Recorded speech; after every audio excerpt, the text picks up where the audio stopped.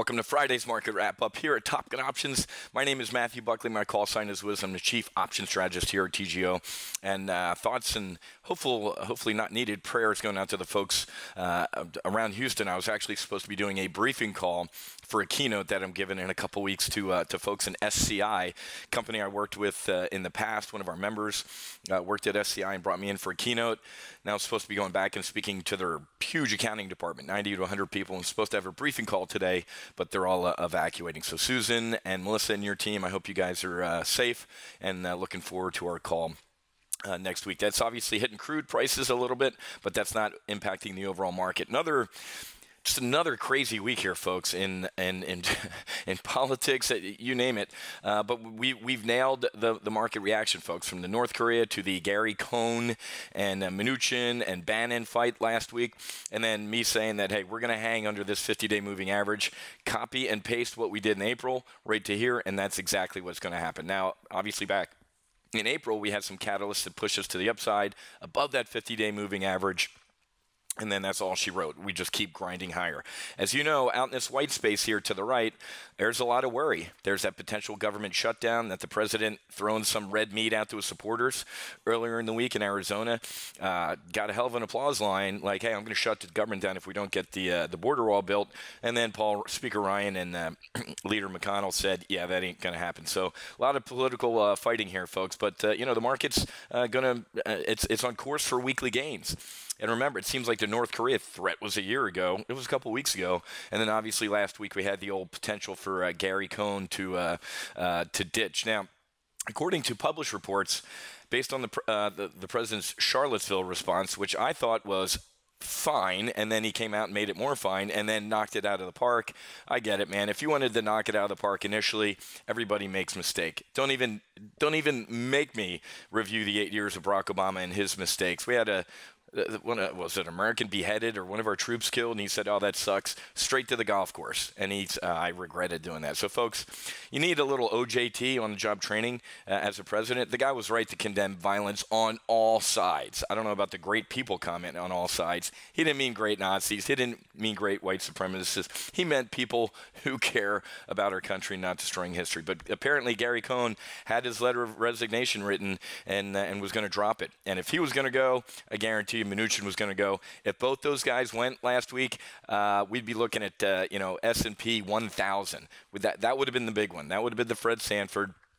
But he had allegedly he had a great quote saying, hey, you're not going to get rid of this Jew that easily. And I think he was specifically talking to all the KKK, the Nazis, all the freaks on the right that are trying to weed Jews out of this administration. So he stayed, Mnuchin stayed, and we go higher, folks. So, the New York Times said it. Cohn had drafted his resignation letter when he met with Trump last week. But Cohn's a smart guy. He's going to be taking her place. You heard it here first. The day this gets announced, I talked about this yesterday. We have a Cohn put in this market. If we do start to have a Fred Sanford here and head down, that's the day Trump comes out and says, Cohn's going to replace Yellen, and the market's going to catch a 2 to 2.5% bid. I guarantee it, folks. What's going on out in Jackson Hole? Mario's speaking, defending the role of central banks and getting involved in capitalism. Janet, it wasn't hawkish, wasn't dovish.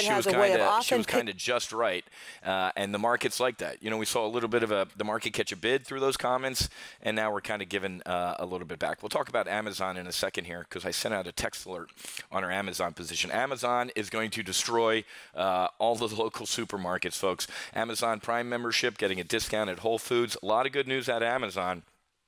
Well, you know what? Let me talk about that in a second. Remember, and I did a special live trade briefing webinar on, Wednesday? I sent out the replay to it, folks. If you didn't get it, make sure you check your email. But we talked about how this whole Janet getting replaced and central banks and what's going on. They defended their roles. If you had watched the Options News Network back in 2008, I was the founder and CEO of ONN TV. I said, let it burn, man. The Lehman Brothers, Bear Stearns, instead, idiots like Lloyd Blankfein at Goldman Sachs got some money. They all got bailout money when some of them should have gone to jail. Like John Corzine, governor, senator from New Jersey. The guy's a criminal under Obama. He was a bundler and didn't go to jail. So I get why George Bush let his Goldman Sachs Treasury Secretary kick open the White House door and say, we got to save capitalism. If we have it to do again, let it burn, man. But Janet today said, more or less, that there's a role for central banks getting involved in capitalism. I don't agree with it. The government, I'm a libertarian, guys, get out. Get out of the markets. I get the regulations, but like anything in government, it's a knee-jerk reaction. After this financial tsunami hit, the Franken-Dodd and all that bullshit, I remember there are financial firms, folks, with entire floors of compliance people dedicated to financial and the government and this, and it just adds burdens to business. Smart regulation is what we need, not knee-jerk government reaction jobs programs. And Trump's fixing it. I think for every new regulation created, his rule is you have to get rid of 2. And that's a great rule of thumb. We talked about this yesterday. Put skew on the VIX, folks. It's more pricey to buy VIX calls, long calls in September and October than right now. The further out of the money calls, this skew is at record high, meaning a lot of people are getting nervous about September, October. If you watch my sit reps all week, or you remember, or you attended the free session on Wednesday, you know why. We got a potential debt ceiling disaster. We got U.S. Navy ships going bump in the night, which is just, that's insane. 4 ships, 4 months, and I told you why this week in some of my political rants. When you focus more on transgender training and green light, red light, yellow light behavior training than you do navigation, seamanship, and turning our enemy into hair, teeth, and eyeballs, that's going to happen. So all you liberals that wanted to use the military as your social petri dish, you have blood on your hands. I remember sitting in that type of bullshit training and going, I'm getting ready to fly over Iraq in 4 hours. What the F does this have to do with me potentially getting shot down or having to drop bombs? Zero. And Mattis, Secretary Mattis last month did a great job by saying, get rid of all that crap, all that non-essential training, and let's get back to being war fighters. Love it. Low volume today, folks, and as we hover under this 50-day average, the volume's kind of drying up. Remember, end of August, all the beautiful people are getting back from the Hamptons. Remember, sell in May and go away. So it wasn't that quiet of a summer, but now the adults are starting to get back to the trading floors. September, October going to be very, very, very volatile. We talked this week as well about selling this jackass, Lloyd Blankfein. Sell Goldman Sachs, guys. If this guy's got more time to spend on Twitter trolling the president and not focusing on his really bad earnings for the past 2 quarters, go somewhere else. Deploy your money. Jamie Dimon's pushing it with me too, but I'd be in JP Morgan, Morgan Stanley, Citi, or Bank of America. Goldman Sachs sucks. Done with Goldman Sachs. That's it. Amazon. So we had a bull put spread on right here, right there, and this is why we put it right there, and we kind of meandered underneath it yesterday. I wanted to give it one more day to see if we responded, but great news. I mean, Amazon is going to destroy, when you look at some of these headlines here, you know, the Whole Foods, you know, don't forget, what was it?